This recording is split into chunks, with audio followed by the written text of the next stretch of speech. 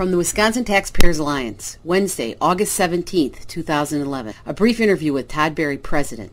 The Wisconsin Taxpayers Alliance has a new report out on rural schools. Mr. Berry, what are the major challenges facing rural schools in Wisconsin? Yeah, we're really proud of that report, and it's getting a lot of good comments because, frankly, nobody else is talking about this issue.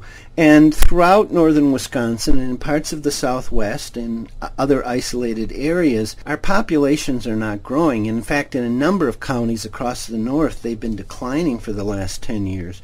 That means that school enrollments have been declining as well. You combine that with the fact that many of these areas are very sparsely populated, and you have a situation where it just costs a lot to educate people just to get them to school. The transportation costs alone are very high, and the instructional costs are higher too because you simply don't have the volume of students to spread the cost over. And how does this affect rural students? Well, other than long bus rides, I would say that the things that come to mind are curriculum, first of all. Students, particularly at the middle and high school level, are probably not going to have access to the diversity of courses you might find in a large urban or suburban high school. Advanced placement or AP exam courses are a good example. 20% of rural districts have no AP courses, and on average they only offer about 3 courses. Statewide, the average pushes 10. So they are at a disadvantage in terms of curriculum, and of course that means that their graduates aren't as college ready and are going to have to take coursework in college that elsewhere students took in high school. What are the unique factors that create challenges for rural schools? Well, in addition to the population dynamics, sparsely populated areas and declining populations, rural Wisconsin tends to be a little poorer than urban Wisconsin. There are fewer jobs, wages are lower, and because they're isolated, they also don't have access to the kinds of technology in all cases that urban and suburban districts have.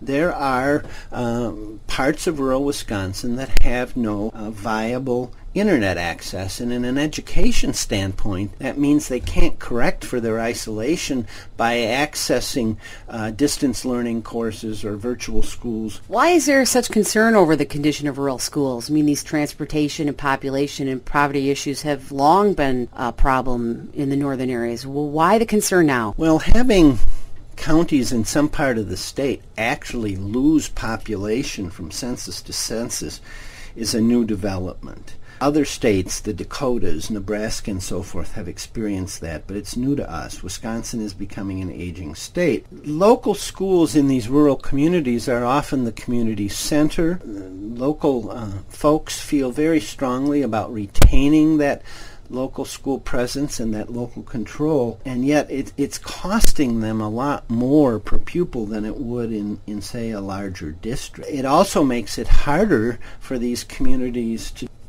push economic development simply because they don't have the education resources that some other parts of the state may have. And finally, rural Wisconsin is about 30% of our population. It's about 220 school districts, over half of them. It's a large part of what Wisconsin is. It's certainly part of our heritage, and it's something we really should think about.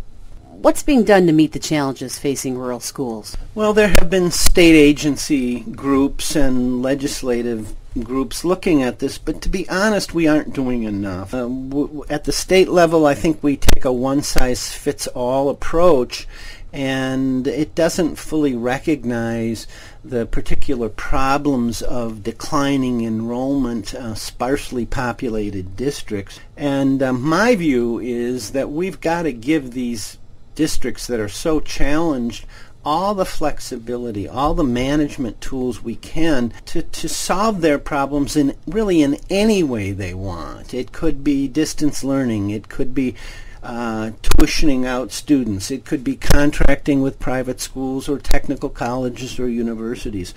I really think they just need more flexibility because they're meeting challenges that are different than urban and suburban schools.